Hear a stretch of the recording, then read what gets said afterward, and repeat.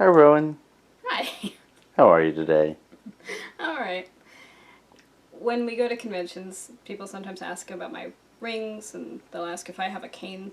They'll be like, oh, are you okay? And the answer is, well, no, but that's always... For me, it's very normal. I'm used to all of these things, and I'm used to the fact that it changes day by day.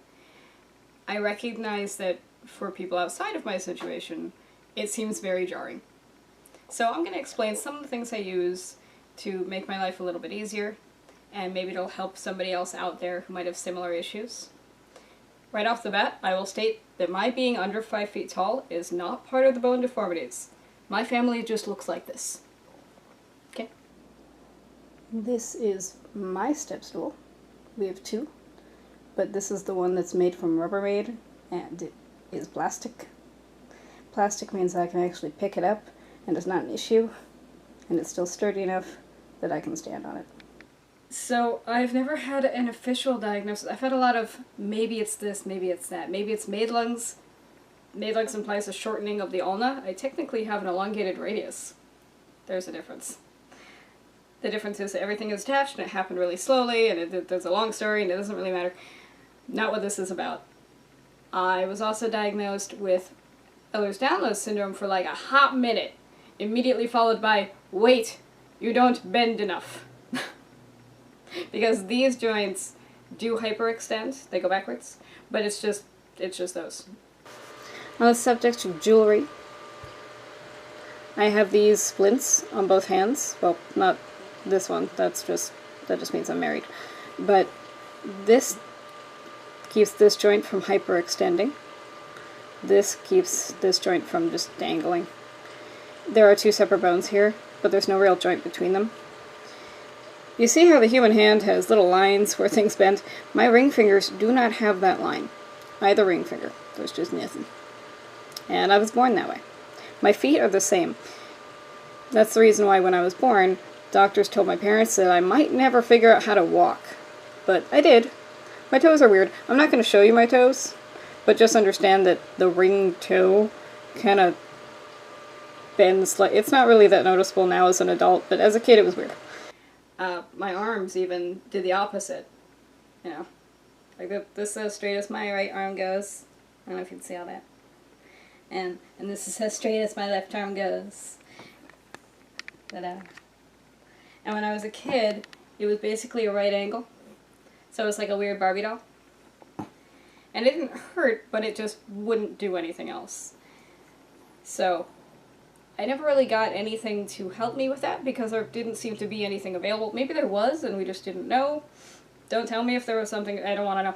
I don't want to know if I could have had it easier. So I also have this. This is something that I designed and had the people who made braces make for me. It's got Velcro. And I'm going to show you how this works. So it goes on the pen.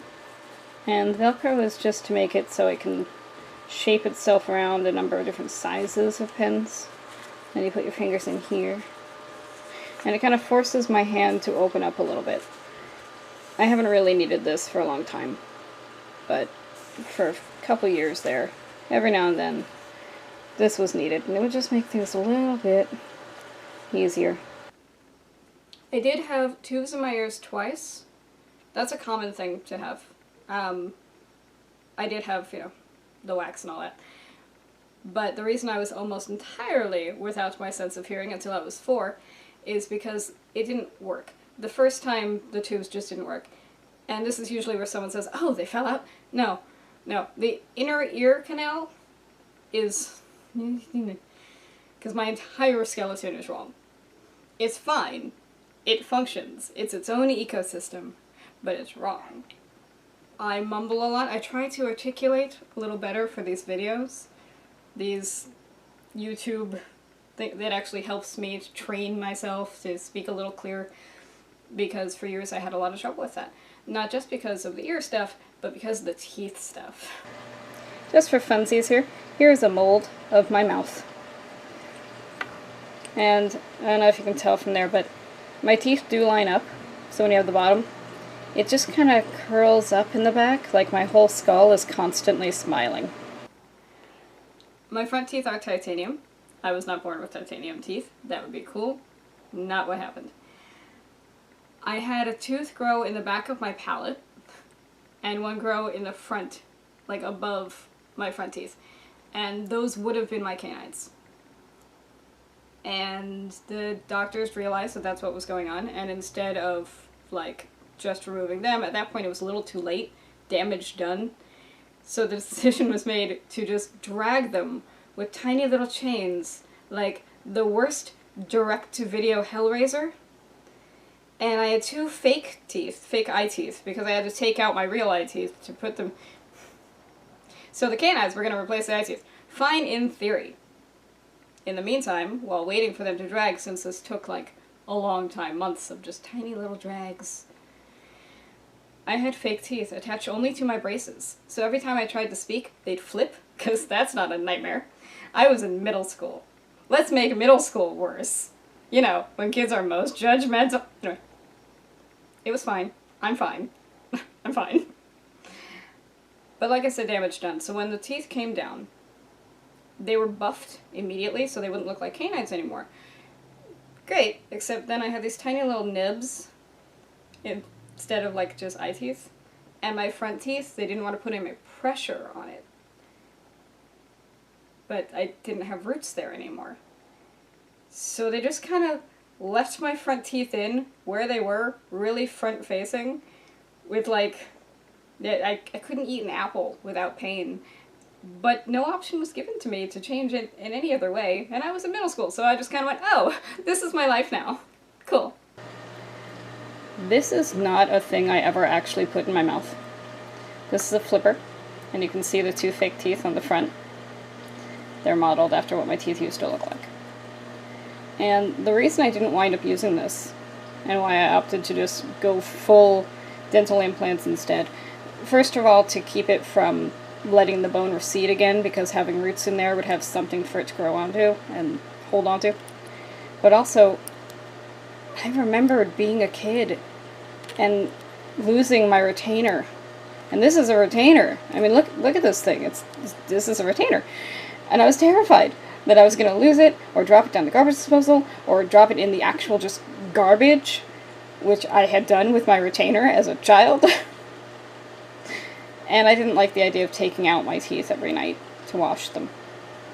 So, I never actually wore this, because it just skeeved me out, and I just wanted to have teeth that I didn't have to worry about. And teeth that I knew I could bite into an apple and not have a problem. That was my big goal. My life goal at that point was just bite into an apple. And now I can. In my mid-20s, a new dentist looked at me and looked at my x-rays and went, hey, do you get headaches? And I said, why, yes, I figured it was the stress. And he said, well, it might, be the stress, but also, the structural integrity of your skull has been compromised. Excuse me? And what he meant was, by not having anything, any kind of roots in my front teeth for years and years and years, the bone itself had started to recede in the front of my skull. No problem. We'll just replace them. I say this like it's easy. It's not. It's expensive, and it's a lot of recovery, but I did it. And by doing the dental implants and having a bone implant as well. Would that still be called an implant? Bone infusion? Injection? Was it? It was injected. It was like a liquid bone.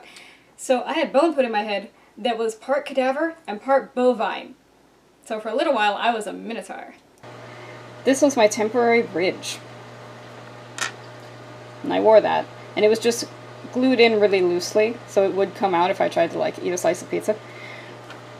But temporary. It was just temporary. It's actually pretty hefty, too.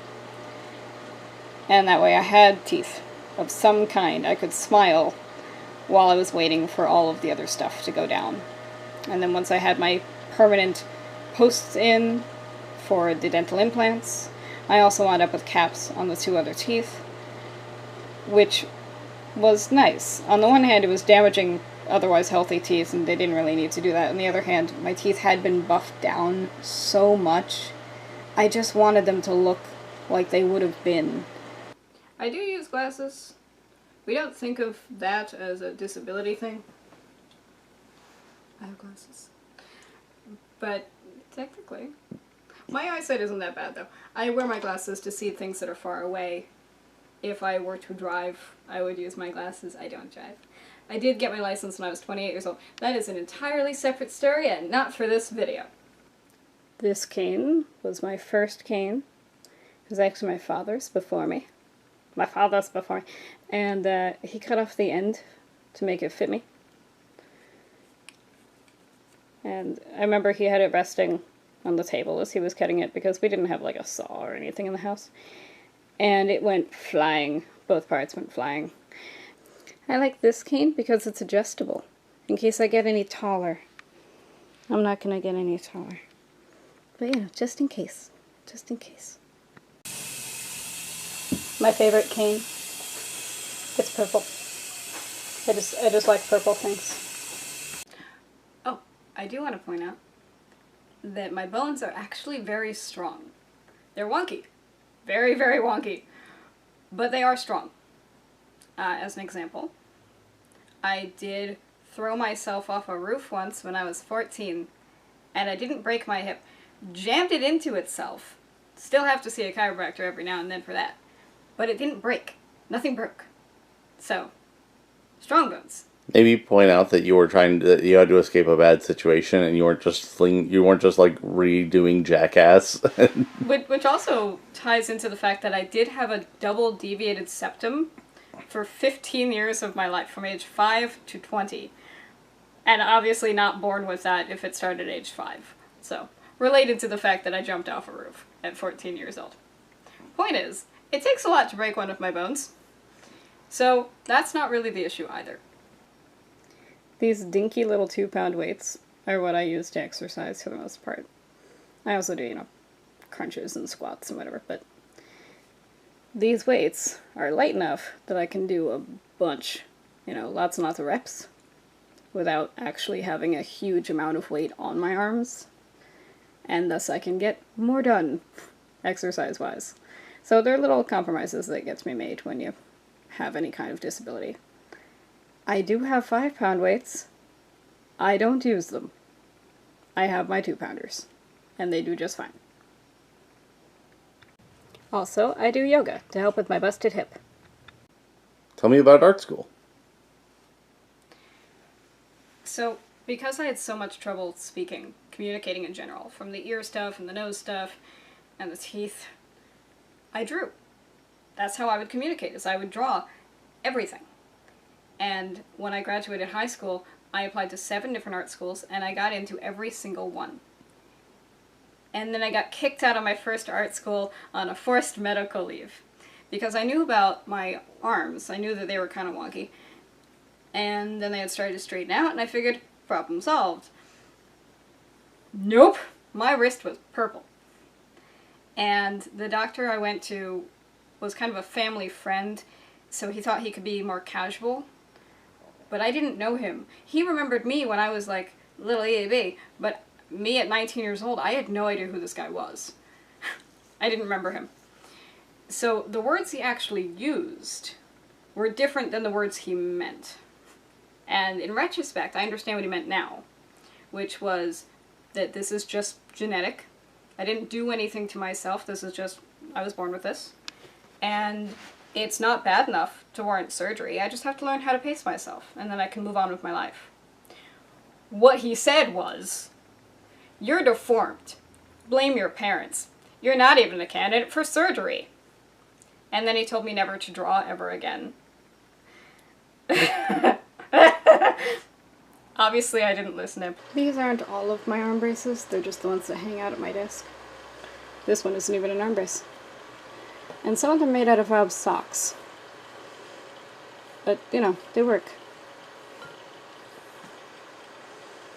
Some of them are layered, because compression works best for me, as long as it's like a gentle compression, like it's just an extra skin. Yeah, this is This is not for the hand. But I have it too, because all of my joints are bad. Just bad. This one I actually use the most. It was socks.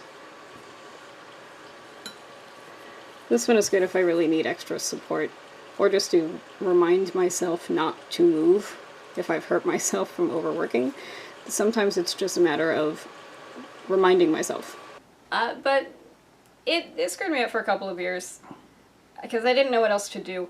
And that's part of why I wound up with a master's in psychology, as well as 2 bachelors, one in psychology and one in art. And also I'm certified in forensic mental health and certified as a counselor for survivors of sexual assault and violent crime. And I just wanted to draw cartoons. We'll keep this one of the medical stuff. We'll have a different video, the over-education of Rowyn Gold. I am highly educated for no reason. But yeah, that's part of why that happened. I'm interested in all those things, but it wasn't what I wanted to do. And it's a weird concept to have your fallback be psychologist. That's not usually the fallback job. Handles like these are way easier for me. I'll show you the door handles on everything. We've changed it all so that I can actually open the doors. But in this drawer, I'm aware of what this is actually used for. We also use it for that.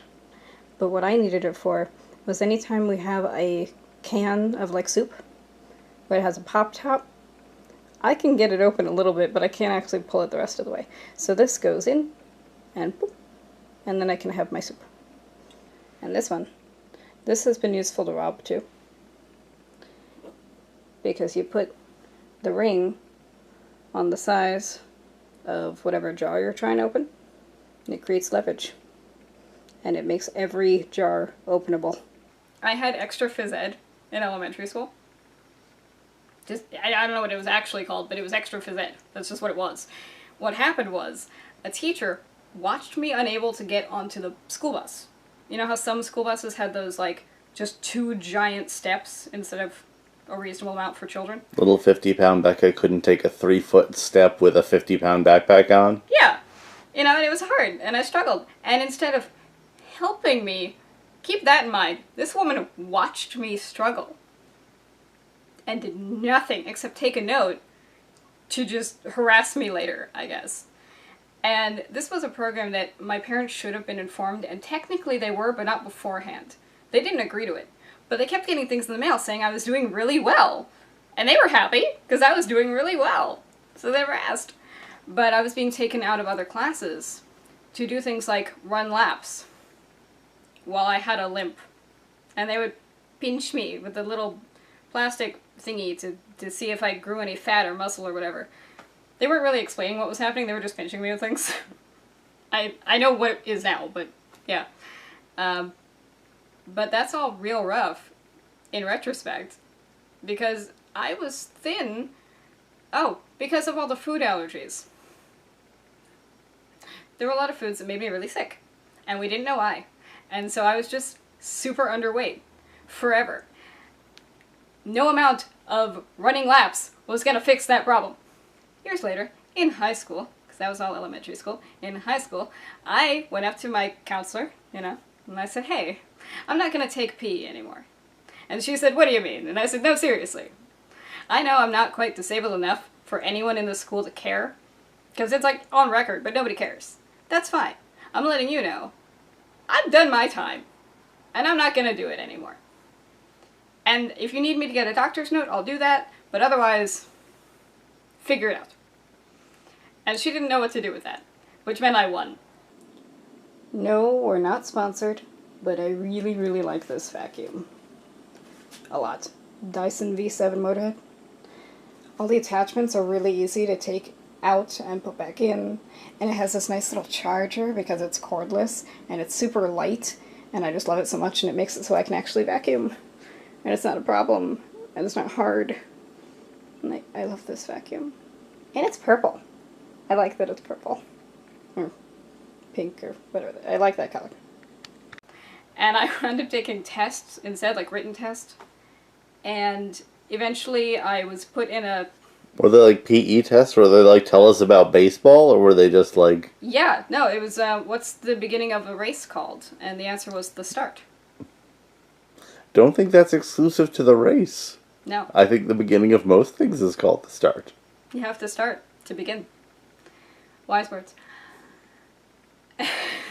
So I did that for a while. And then they put me in, it wasn't special ed. It was a phys ed for, there was a lot wrong with all of us, but you wouldn't have known. And we mostly spent time in the gym, like with actual workout equipment, and that's what we would do. Eventually, my senior year, we got to pick our classes anyway, so I did yoga, and I did golf, and I did self-defense. The yoga one was fun, because my phys ed teacher from elementary school, you know, the one who made me run laps while I was disabled, she came to that class because she was pregnant for the 10,000th time. That woman was always pregnant. Like, kudos to her for being able to be a phys ed teacher while actively pregnant all of the time.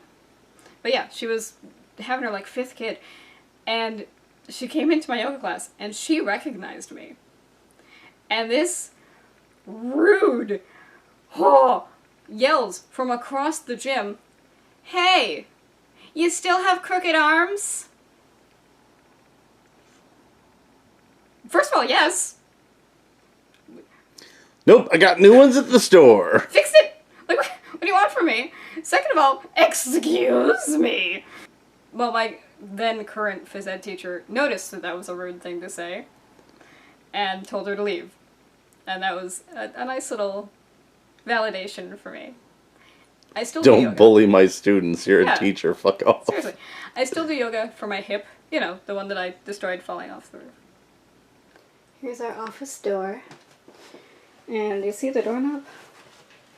This is really handy. Handy. Because I can just press down. And it's just, woo. And it's nice.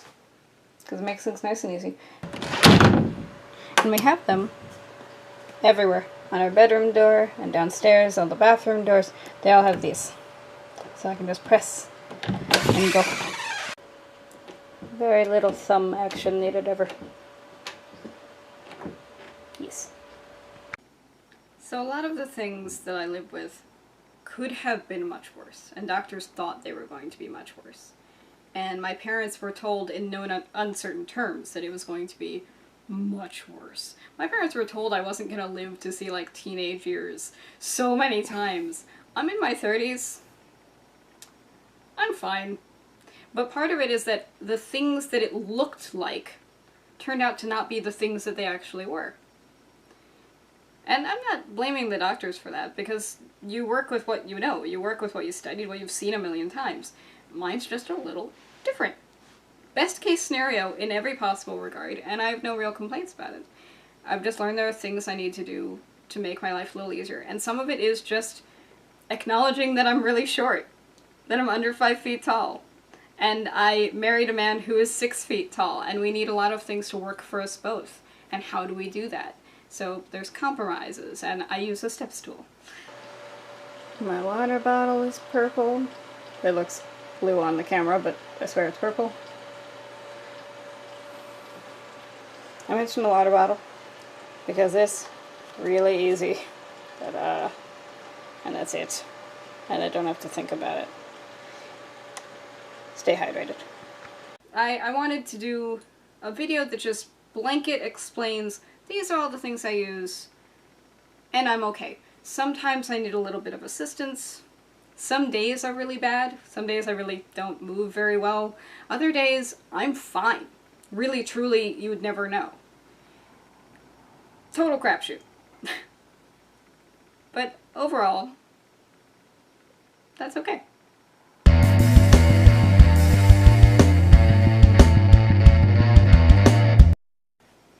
And action. Remember to keep your hand out in front of your face when you're talking. This is a bit. You're ruining my bit. I'm sorry, I'm just... Start again. You're a zombie cow. Minotaur is cooler. Zombie cow. Good. In Diablo, they had a killer cow level. You are... They're very powerful. It's a compliment. You're a Minotaur. Zombie cow. I deserve a labyrinth. Build me a labyrinth. I actually made this house less serpentine, so sorry true. about that. That's true. You took away my dream of being a minotaur. The upstairs still wiggles back and forth, but... Tell us about your deformities. Boy, hell.